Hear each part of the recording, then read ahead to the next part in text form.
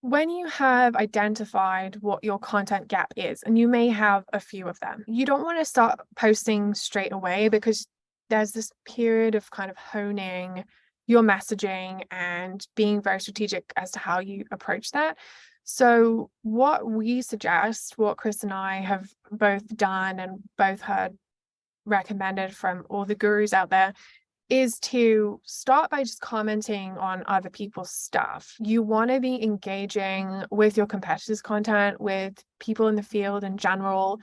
You want to be studying your ideal client persona and refining what your brand stands for, the values, the messages, the beliefs, the approach that you're going to take, and what makes you different. The commenting allows you to start building your own community, because people who like what you have to say are going to follow you. They're going to look you up. They're going to see what you're up to. And it's just as powerful as posting stuff yourself. But it's kind of like the training wheels in the process, because it gives you more confidence that you're going to approach it in a way that's going to resonate with your people. And so that's how you actually open doors. This is one of Chris's content gaps, actually, is a lot of people who talk about branding, they will say that consistency is the most important thing. You have to be posting every day, you have to be commenting every day, showing up all the time. And when you do that, you'll build community. Well, that is partly true because consistency is really important, because it's marketing. It's a form of marketing, and you are your own personal brand. So you're showing up and doing your marketing. But it's only half of the picture. So what Chris's content gap is that consistency itself doesn't actually lead to opportunities. Community does. And if you want to have a community, then you need to actually be providing value to your audience. You need to actually be connecting with them.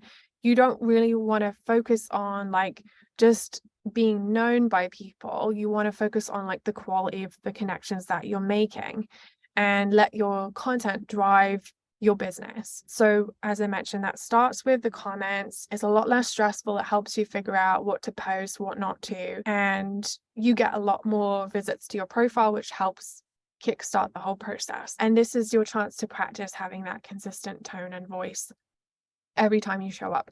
Not sure if you're all aware of this, but when somebody goes to your profile, one of the first things that they see is your activity on the platform. I'm talking about LinkedIn specifically, but I'm not sure exactly how it goes for the other platforms. I know you can see somebody's activity though, if you look for it.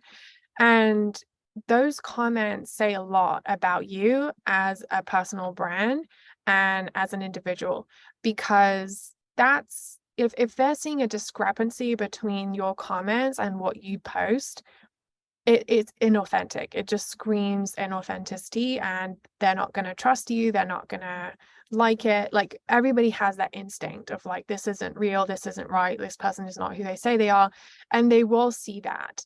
They will see that. And they'll also see, like, if you're active, that this is someone I want to follow and I want to hear from them. If you're not active, like, why would they follow? It just doesn't make any sense. So you're combining that consistency with the value that you provide. And so to go into that a bit deeper, talking about the cultivation of community, that's really what the goal is on social media, initially, is to have content that is actually geared towards your ideal client persona. Yes, we can post personal things, we can post things that we've done, experience, and what have you. But when you think about it through the lens of your brand, you'll find some kind of angle to present that in a way that makes it relevant. So eventually you're kind of transitioning from only commenting to a combination of commenting and posting. You want to kind of do 50-50 of each. The consistency is most important. So you don't necessarily have to post every day, but you do need to have like a set day and time where you post on a regular basis. So like maybe every Monday, Wednesday, and Friday at 2 p.m. or something. You need to have that schedule, because the algorithm will come to learn what your activity is, and they will that you're kind of building a trusting relationship with the algorithm in a way, because it knows you're going to show up, and then it boosts things at that time. If it's more sporadic, it doesn't really know where it stands with you, and it doesn't really know if it should be promoting you or not, because it doesn't want it doesn't want to put things out into the world and then have you just ignore all of the responses.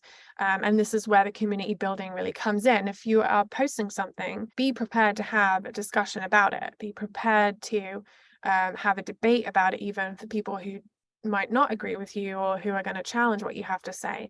That will happen, and you need to be able to step up and speak on behalf of your brand in those situations. One thing that you can do, which is a tip that some experts recommend, I don't personally do this because I never run out of ideas, but if you're one of these people who are like, I don't really know what to post about, and we will talk more about that in the other pillars, but when you are commenting, you can actually save comments in LinkedIn.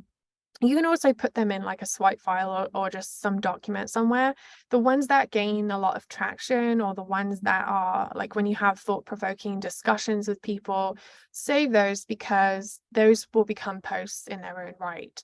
And you can tag people who gave you the idea for a post. You can repurpose what someone else has said and put your own spin on it. That's another form of community building, is to acknowledge where the inspiration comes from. We have a lot of students, for example, or graduates, who will mention that they did this program with Prospology, and they'll talk about some of the things that they learned and have implemented and some of the results that they've gotten.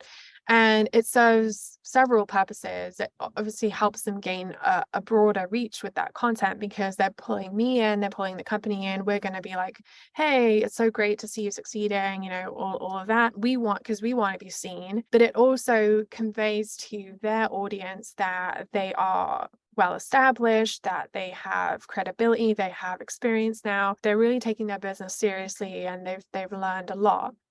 And so it makes both of us look good, and that's part of the community building. And then people who follow them may follow us, and vice versa, because we have these similar values and similar beliefs.